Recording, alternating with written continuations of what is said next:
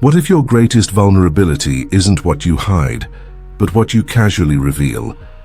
In a world where everyone is watching, your words aren't just shared, they're stored, studied, and sometimes used against you. Today's overshare is tomorrow's regret, especially when danger wears a smile and takes notes. There are secrets that protect you, and then there are the ones that can get you killed. Not because you meant any harm, not because you were careless, but because you trusted the wrong person at the wrong time. The truth is, the most dangerous information isn't what others keep from you. It's what you reveal without realizing the cost. Throughout history, lives have been shattered by a single misplaced word, a casual overshare, a moment of false comfort. Now, in a world where everyone's watching online, offline, all the time, those little details you drop can quietly mark you as a target. We're more exposed than ever, and most people don't even see it coming. This video breaks down the 5 secrets you should never share if you care about your safety, your freedom, or even your life. These aren't the obvious things. They're the ones that slide under your radar until it's too late. So whatever you do, don't click away, don't skip ahead. Every minute might be the one that keeps you out of danger. And hey, if you care about protecting yourself and the people you love, hit that subscribe button. Stay sharp, stay safe, let's get into it. 1. Do not share personal financial information. Think about the last time you saw someone post a picture of their new house keys, standing in front of their freshly painted front door, with a proud smile and a caption like, "Finally a homeowner." Seems harmless, right? We're taught to celebrate milestones, to share the highlights of our lives, and social media has trained us to seek validation through likes, comments, and congratulatory emojis. But here's the part nobody talks about. That post just gave away far more than you intended. It told the world where you live, what your financial situation might look like, and that you've recently come into something valuable. You didn't just share a life update. You handed out a map to your vulnerability. A friend of mine, Rachel, bought her first home a few years ago. Single woman, early 30s, worked hard to make it happen. She was proud, and rightly so. She posted a few photos, the keys in her hand, the welcome mat, a shot of the front porch with a street number just barely visible. Nothing dramatic, just joy. Within 2 months, she had 2 break-in attempts. One while she was away on a weekend trip, another while she was at work. She didn't live in a high-crime area, and she wasn't flashy, but she had unknowingly marked herself as a person with something to lose and maybe not enough protection to keep it. That's the thing about financial information. It's not just what you say, it's what you signal. A post about your new car, a conversation where you casually mention your salary or a recent bonus, even telling someone you're finally debt-free. These can all be breadcrumbs that lead the wrong person straight to you. We like to believe we're just sharing moments, but often we're broadcasting opportunity, not to our friends, but to opportunists. Here's a truth that might make you uncomfortable. People are always watching. Not everyone, not all the time, but enough that it matters. And it's not just hackers or scammers online. It's the acquaintance you barely know at work, the friend of a friend at that dinner party, the person who noticed your new watch or your designer shoes and started putting the pieces together. We assume danger looks like a shadowy figure in a dark alley, but more often, it's someone smiling to your face while silently calculating your worth. Criminals don't typically go after billionaires. Why would they? The ultra-rich have cameras, private security, alarm systems, legal teams. They're a hassle. But you're accessible. You've got just enough to make the risk worth it. You post vacation photos while you're still out of town. You share stories about that huge raise at work. You show off your new tech, your home renovation, your luxury purchase without realizing that every brag is a breadcrumb. The psychological trap here is simple. We think the world is rooting for us, and many people are, but not everyone. And in the shadows of those congratulations are people who don't feel inspired by your success. In American workplace culture, even small talk can be strategic.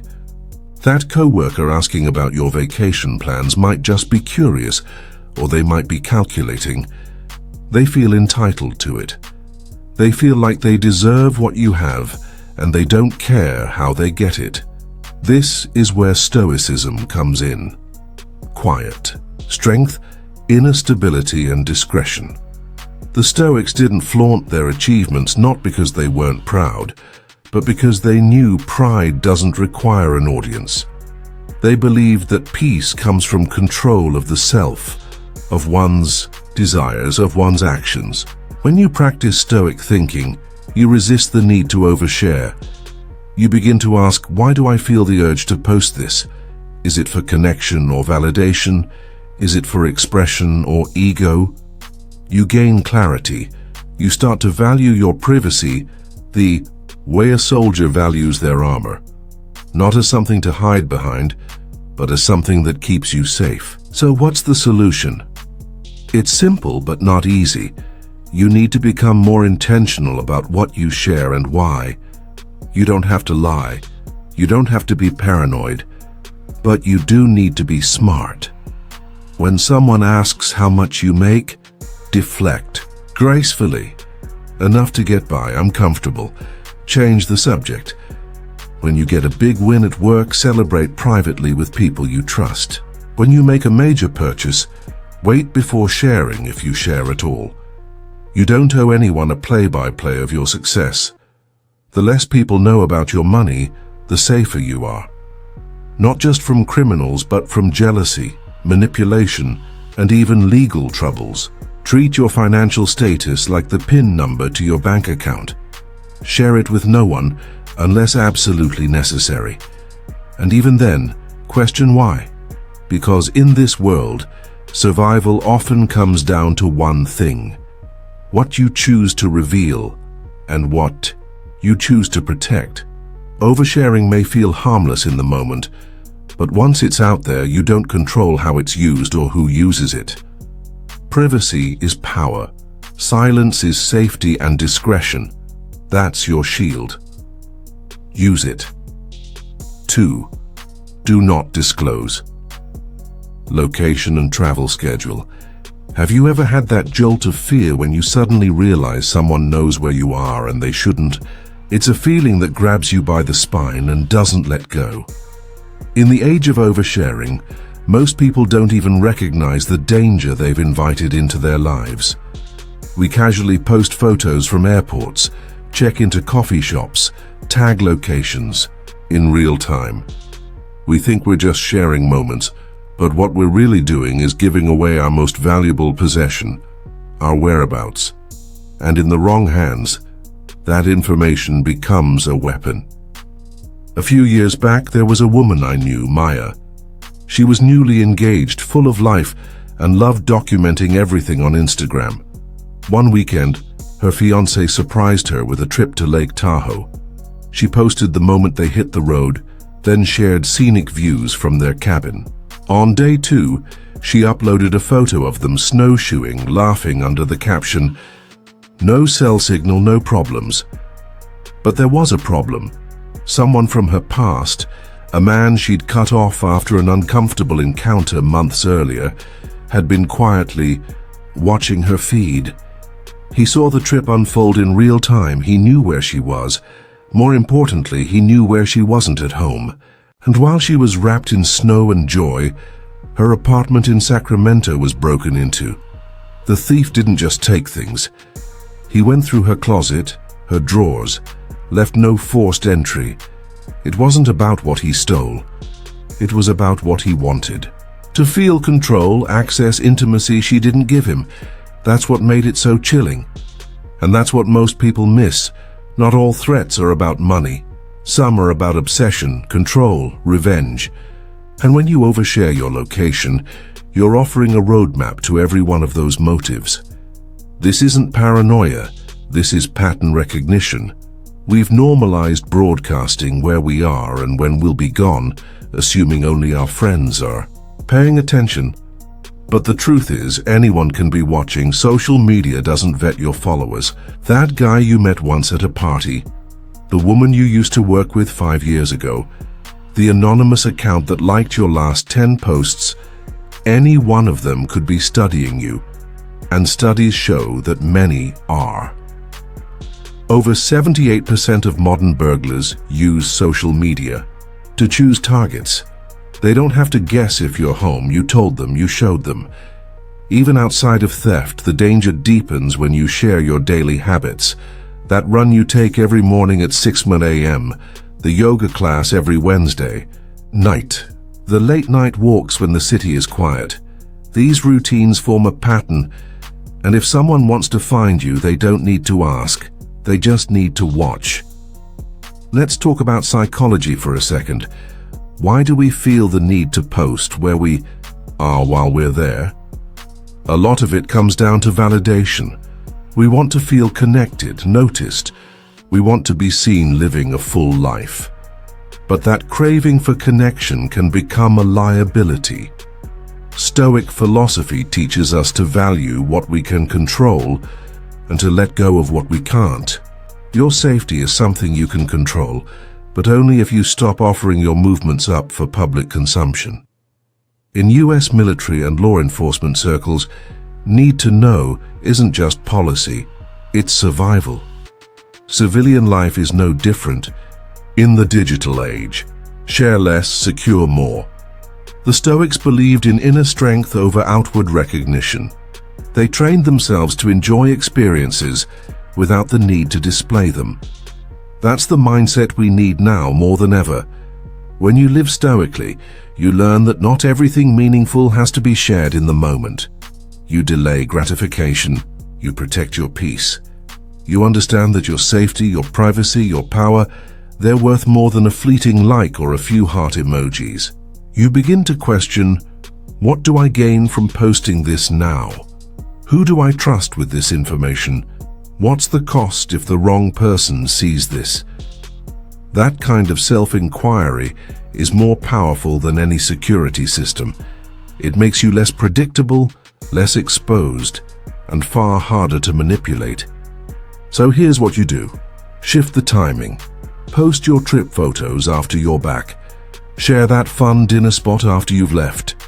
Talk about your routines only with people you know deeply and trust entirely. Don't tag locations in real time. And, most importantly, stop thinking that caution equals fear. It doesn't.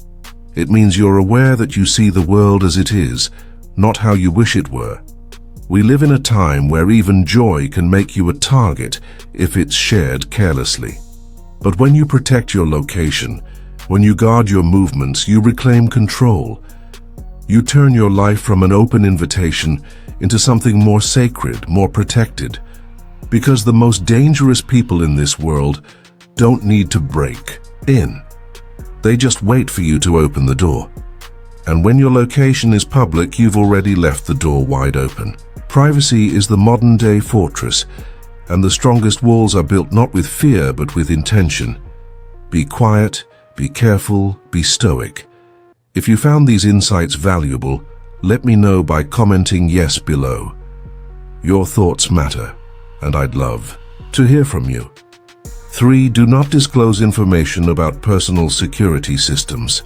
The walls have ears, and today those ears belong to people who have no business knowing anything about your life. In a hyper-connected world where our instincts to share have been rewired by likes and attention, even the most innocent-sounding detail can become a crack in your armor. One of the most dangerous things people casually talk about without realizing the risk, their home security, or worse, the lack of it.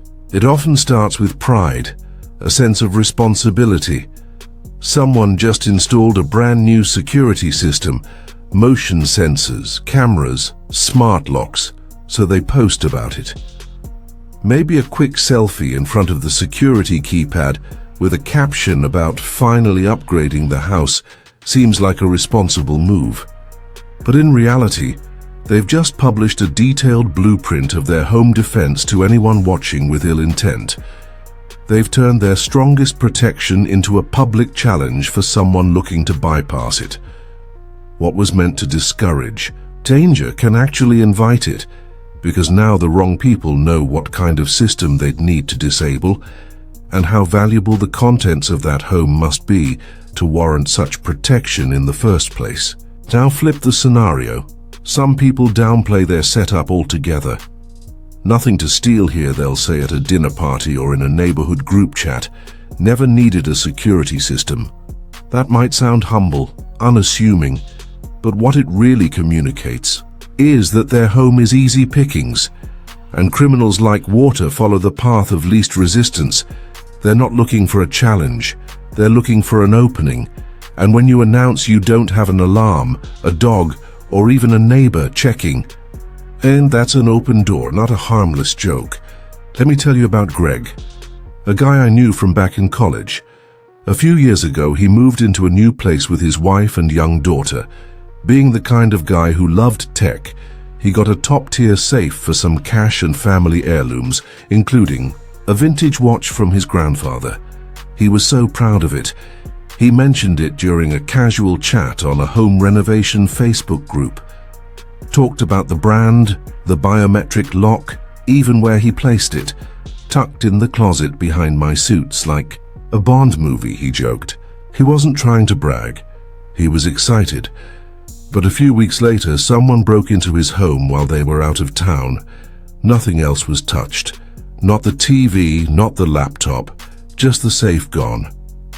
It doesn't take a master criminal to see what happened there. It just takes someone patient enough to watch, listen, and act. And that's the truth most people miss. Not all criminals are impulsive. Some are strategic, observant. They study behavior, routines, and information that people willingly give up online or in person. Greg's mistake wasn't buying the safe.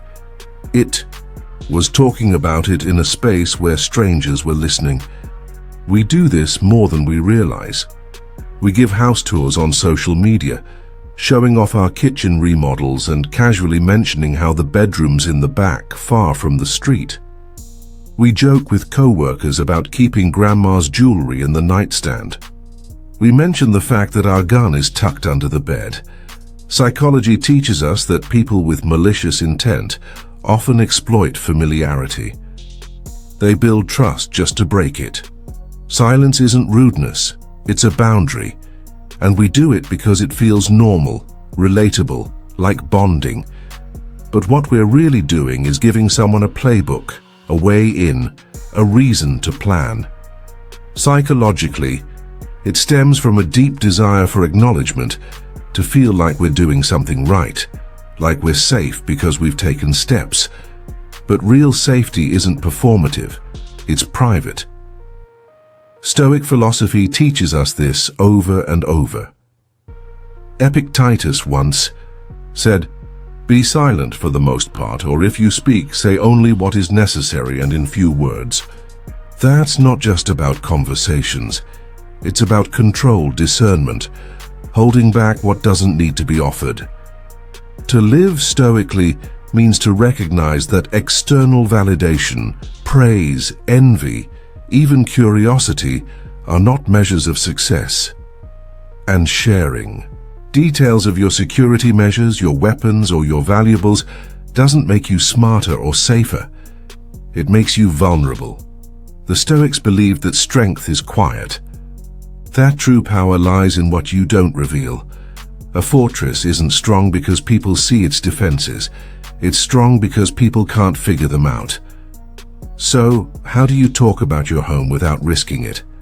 You don't, unless absolutely necessary. If you must speak on security, keep it vague. "I'm covered" is enough. If someone asks what valuables you have, steer the conversation away or keep your response general. If you're discussing renovations or home layouts, share the outcome, not the floor plan. Learn to separate what feels good to share from what's smart to share. Because once the wrong person knows what you have, how you protect it, and where it's kept, you no longer hold the upper hand. You've handed it over. And in today's world where information spreads faster than consequence, That handover can be devastating. Your home is your sanctuary. It should feel like a fortress, not a stage. Keep your defenses silent. Keep your possessions sacred. Speak less than you feel tempted to, and guard your privacy like it's the lock on your front door, because it is. 4. Don't share personal or family weaknesses. When we talk about personal safety, most people think of alarms, locks, being street smart, or carrying a self-defense tool. But there's a different kind of threat, one far more insidious. It's not physical, it's psychological, and it begins when you share too much about your personal vulnerabilities. This danger doesn't come at you with a weapon in hand. It creeps in silently, disguised as understanding, curiosity, or connection. And by the time you realize what you've given away, the damage is often already done. The risk isn't just theoretical, it's real, and it happens quietly every day. I remember hearing about Jordan, a soft-spoken man in his mid-50s who had recently gone through chemotherapy. He was open about his experience, shared it in his local community group, hoping to inspire others and build support. People applauded his courage, but among those clapping were eyes that didn't see inspiration. They saw opportunity. Jordan lived alone. He was fatigued most days, and one day, someone used that knowledge to break into his home while he was sleeping, drugged up from painkillers. He never saw who did it. They didn't need to confront him. They already knew he wouldn't be a threat. This is the brutal truth. When you reveal specific details about your health, your trauma, your emotional wounds, or your fears, you're showing people the blueprint of how to hurt you. And not everyone who listens wants to help. The desire to open up is deeply human. We want to feel understood. We crave connection. Vulnerability can be beautiful when it's shared in the right space with the right people. But most of us have been conditioned to overshare, to expose parts of ourselves without discernment, and in public spaces that were never meant to hold that kind of truth. Whether it's a Facebook comment, a casual story at a social gathering, or a confessional TikTok video, too many are revealing life details that should remain protected. And when those details fall into the wrong hands, they don't just inform, they invite exploitation. Think of it like this. Manipulators and predators are opportunists. They study weakness not out of malice at first glance, but out of calculation. A person who knows you fear confrontation will test your boundaries subtly.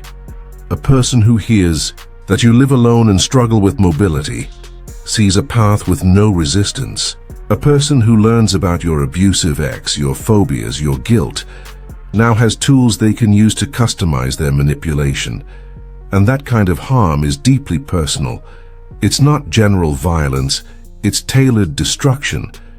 Even when we think we're protecting others, we sometimes endanger them through our openness. Sharing too much about an elderly parent who lives alone, talking casually about your child's after-school routine, mentioning a sibling with a disability who's home during the day. These are not just family details, they are maps of vulnerability. You might be putting those you love at risk without even realizing it. The Stoics had a very different approach to personal disclosure. They weren't cold or detached, they were deliberate. Chrypus once said, "The wise man will speak correctly and with restraint. He will confess not to everyone, but only to those who are suited to hear it." Financial influencers in the US often showcase wins online, but cybercriminals lurk among followers. Every post can become a breadcrumb for social engineering. That idea, only to those who are suited to hear it, is where real power lies. Stoic philosophy urges us to be measured in what we give away, not out of fear, but out of awareness. They understood that some things are meant to be processed quietly internally, or with trusted counsel, not with the world. To be stoic doesn't mean to be silent or isolated. It means you recognize that not all truths are meant for public ears. It means understanding that self-protection isn't shame, it's wisdom. That your vulnerability is precious, and in the wrong hands, it becomes a tool for harm. If you've experienced trauma, if you live with health challenges, or if you're emotionally recovering from loss, choose carefully who you tell and how. Use private channels. Seek professional support. Lean on people who've earned your trust. In public, keep things general. You don't owe strangers your pain. You don't have to explain your struggles to people who haven't proven they're safe. And if you feel the urge to share, ask yourself why. Is it to connect or to be seen? Because sometimes what we really want is someone to say, "I get it." But that validation isn't worth handing over the keys to your personal security. You can heal without broadcasting. You can connect without exposing. You can be strong without being visible. Think about your own life.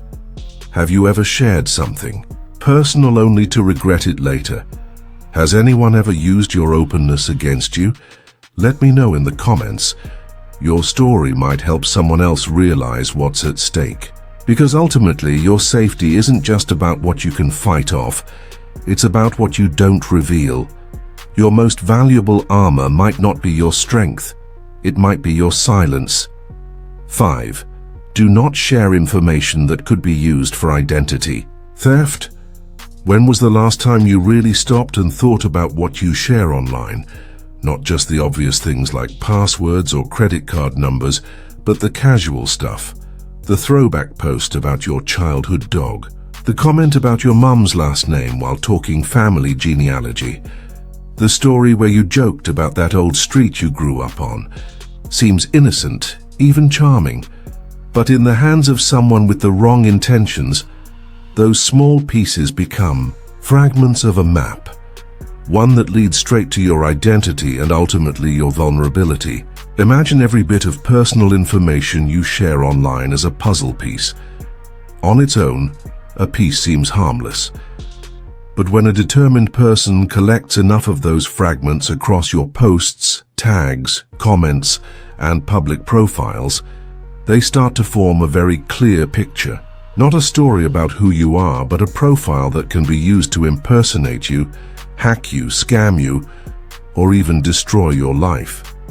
And here's the real kicker. Most of this data, you've given it away freely. Not because you're reckless, but because we've been taught that sharing equals connecting and openness equals authenticity. It doesn't. Not always, not in this world. Take the case of Melissa. She was an upbeat, savvy young teacher who loved doing about me quizzes on Instagram stories. Favorite band, Pearl Jam. First pet's name, Lucky. Hometown, Dayton, Ohio. She did a nostalgia post about her first car, a silver Toyota Corolla, and shared a graduation photo from her high school days, clearly labeled with the name of the school. What she didn't realize was that she had just publicly answered almost every standard security question used to protect her email, her banking app, and her online shopping accounts. It wasn't long before her inbox was flooded with alerts, password reset attempts, unusual activity, bank card flagged. She was locked out of multiple platforms, and it took weeks and a cybersecurity expert to begin untangling the mess. What stung most wasn't just the hassle, but the betrayal she felt. She had handed her security over, not to a hacker, but to the world, one cheerful post at a time. This is how modern identity theft works. It's not the Hollywood image of a guy in a hoodie cracking codes in a dark room. It's often someone casually collecting public breadcrumbs over time. They're not breaking in. You left the door open and they just walked through. The most chilling part is how this information, when combined, becomes even more dangerous. Your birth month from a Facebook comment, your high school mascot from an old yearbook photo, a joke about being class of 2007, a tagged photo of your brother with your shared last name. None of this alone seems significant, but together it narrows down your age, your birthplace, your family network, and in many cases, enough to reconstruct partial social security numbers or craft realistic phishing attacks. Once they know where you bank or which apps you use, they don't have to guess. They'll mirror those platforms, make the emails look perfect, and bait you into clicking what you thought was just another routine notification. This is where the Stoic mindset becomes not just helpful, but necessary. Marcus Aurelius once wrote, "If it is not right, do not do it. If it is not true, do not say it." That clarity of action applies to the digital world too. Stoicism is about self-discipline, about controlling what you can and letting go of what you can't. And you can control what you share. You can choose silence over impulse. You can pause before you post and ask yourself, who benefits from this information? Who could exploit it? Would I still share this if I imagined it in the hands of a stranger with bad intentions?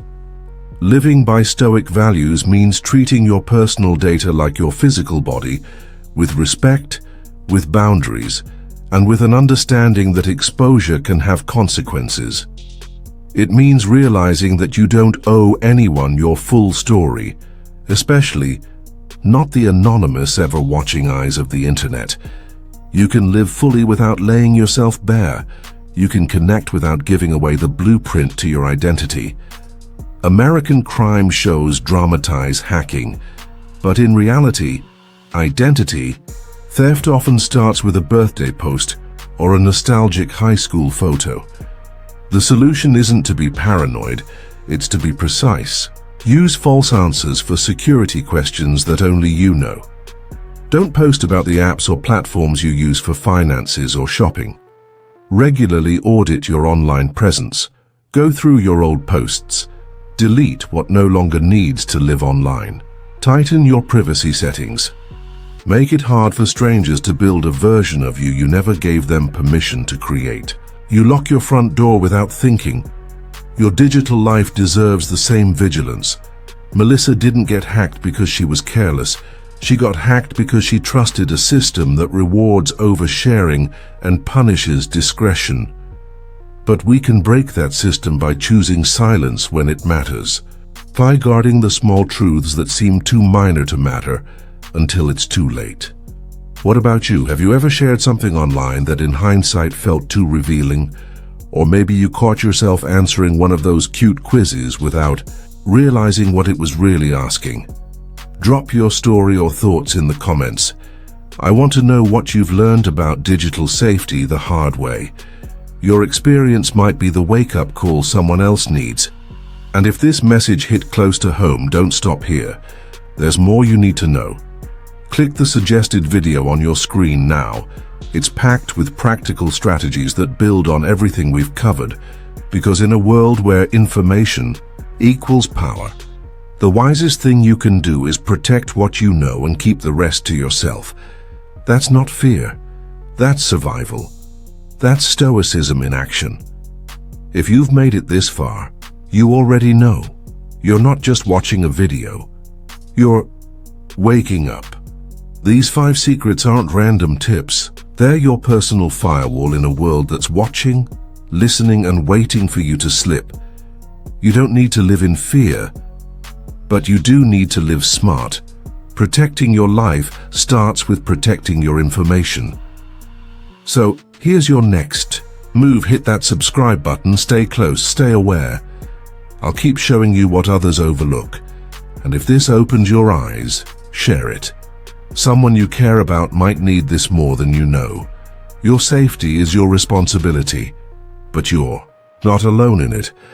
Let's keep building your defense together.